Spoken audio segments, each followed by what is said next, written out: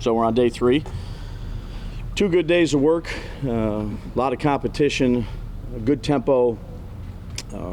Look forward to going out there today. Another, I'd say, important situation where it's a little bit third and longer, so there'll be a lot of different looks to deal with and put the guys in some stressful spots, particularly the offense, and try to have a good day. Do you have any more Young Joker songs to play during warm-ups? Could be, yeah, could be. Yeah. Why'd you do that? Oh, we did it in the spring too. We play a bunch of music, and it was one of the songs. He'd send me songs here and there throughout the off season. I'd ask him for some songs, and some I'd like better than others, and talented guy. Brian, I'm kind of curious. Do you have a rhyme or a reason for how you're structuring these practices? First, the short yardage or the red zone, yeah. The third and medium, and so forth. Yeah, observant. So one, it's areas that you need to work on. Red zone is a really important area in terms of scoring the football and then stopping and creating field goals. Area definitely we'd work on. It also helps players coming back from being down, 30, 40 days of working in the off season, and you're not running, 20 go routes or covering posts or deep crossers and things like that. And then usually on like a 3rd and 2 to 5 day, it's a lot shorter routes too. You're running routes at the sticks, or you're running shallow crossers or things like that. So some of the running kind of in the ramp up period, I think, helps those guys. Today it'll be a little bit longer. Again, I think trying to put players in stressful situations at practice is important. That's why you practice, and then you learn from it, you move on and see if you can fix the things you need to fix. So that's kind of what we're doing. I'd say the next day is kind of the fringe area, in that area, and then we got a little day off, and then we'll start with pads, and that'll really be a 1st and 2nd down day where we can kind of get after it in the running game and really start playing real football, if you will. Ryan, you had I think the offense and defense running some sprints after it. Yeah. What was that about in response to it? Yeah, so it wasn't anything like they made a mistake or did anything like that. I think that you need to be at your best when you're tired. That's a lot of games come down to the 4th quarter in this league, and when you're tired, maybe you're not concentrating or focusing as much as you need to. So, it's kind of short sprints there, and then put them right back on the line of scrimmage, call a play quick, get lined up, make sure they know who's in the game, and everybody's operating, when they're tired. It wasn't like it was 40 sprints or anything like that, but still a short, quick sprint. Get their wind up a little bit, and then get them out there to play and operate and execute a play. Is it almost like simulating, if you have a 40-yard play downfield, you know what I mean? It's almost like, they're all got to run down and you got to get to the line, Yeah, and we'll do that too once we start moving the ball and actually start getting into 1st and 2nd. Right now it's just situational football where we're just calling it and playing the game. We'll do that. But I just always thought, and I talked to some really good coaches in the off season, try to improve myself, ask them a lot of questions, is you run sprints at the end of practice and you come up and you break it down and there's nothing else going on after that. So doing a little bit of that before the practice ends, and then putting them in a situation, whether it be a last play on the goal line, a big 4th down, 17 seconds left at the 18-yard line in the red zone, and try to have them do it when they're tired. I think that's important. Whose brain did you pick in the offseason? I'd keep that private. I try to do it every year out of respect to the people but I would say some very successful people, and not just football coaches, basketball coaches, business people. I think that you're always trying to learn and grow and be better, in whether it's leadership or practice scheduling, and try to take bits and pieces, make sure you're yourself. But I think there's so much to learn, particularly for a first year like me. When I was a coordinator, I did it with successful play callers, or when I was a position coach, I did it. I just try to self-evaluate and improve each year. Brian, you had the players call some of the plays, or at least the last couple of plays. Yeah. Yesterday. What's the thing behind that? What do you hope to get out of that? Well, I think signal callers, X and Daniel, they're relaying plays in at times to the players. So just put them on the other end of it. I think there's some friendly competition fire there, and the guys get a kick out. There was a lot of energy there at the end of practice. I asked X this morning if he liked his play call, and Daniel too, and usually you like it when it works and you don't when it doesn't. But X was pretty firm on his call. But we'll do that as well. We'll have the the walkie-talkies or the headsets out there for our players.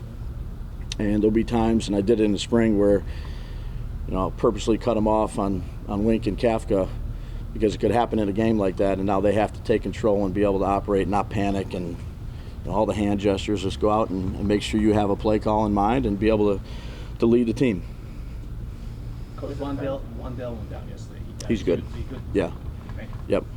He was cheering at the end of practice there. I was getting on him this morning about, like, I love how he was cheering, but I said, hey, I thought you were down. He said, I'm good. It seemed like your defensive backs were pretty upset that a penalty was called on that second to last play, was it? Yeah, I just try to tell these guys to not worry about the refs. They got a job to do. It's hard enough. When one side wins one time, that's a competitive nature that you're trying to build within your team, within the groups and within the players, and we'll just continue to try to build that.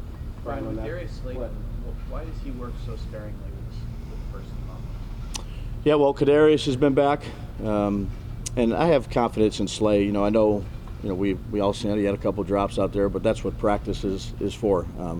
Again, we're in the second day, so there's a lot of mistakes that are going to be made, some physical, some mental, and that's why you have coaches. You hire so many coaches on a football team. Is coaching is technique and fundamentals and figuring out reasons why. It's easy to come back and a player comes back and say, hey, you need to block this guy or you need to catch the ball, but find out the details, coach it up.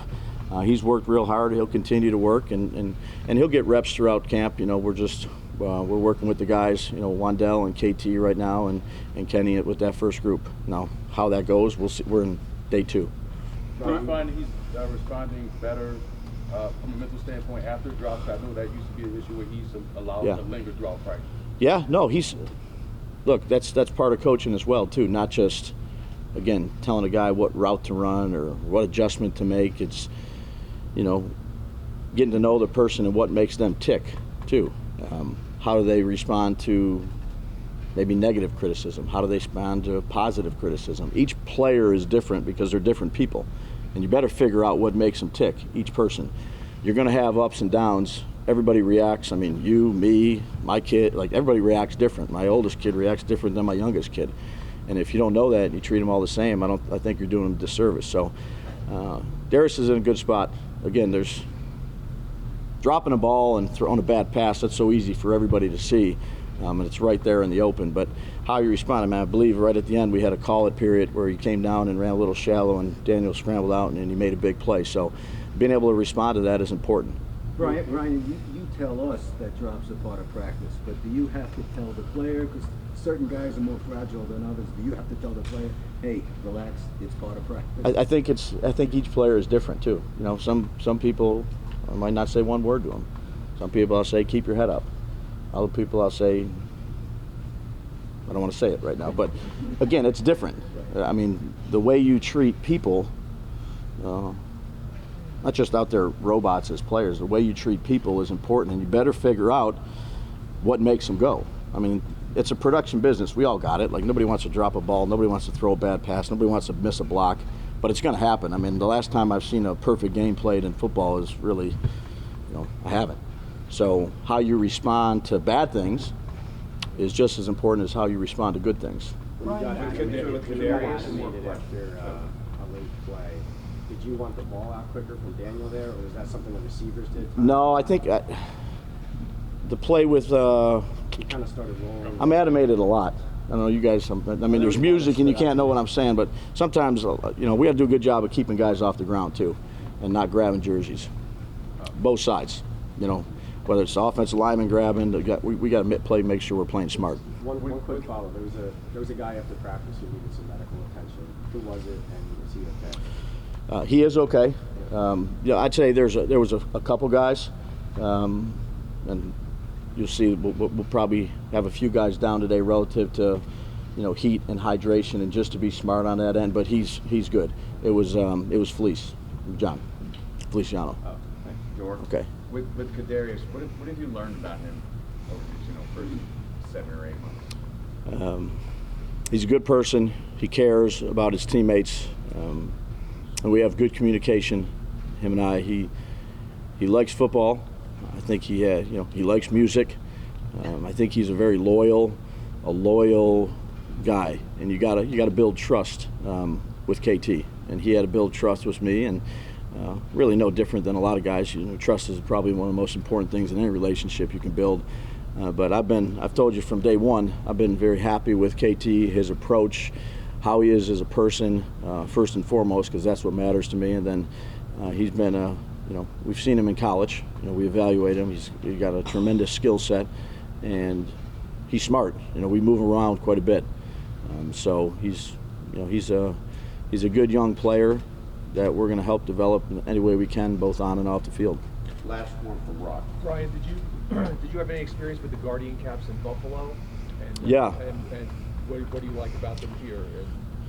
Well, yeah, I mean, look, if anything that can prevent injury or help prevent injury or reduce the risk of injury for players, I'm all for. You know, health and safety for the players is our first priority as an organization, making sure these guys are as healthy as they can be and as safe as they can be. So, you know, whatever the doctors and the trainers and the statistics say, if it's going to help the player, I'm all for it. Is that a player decision?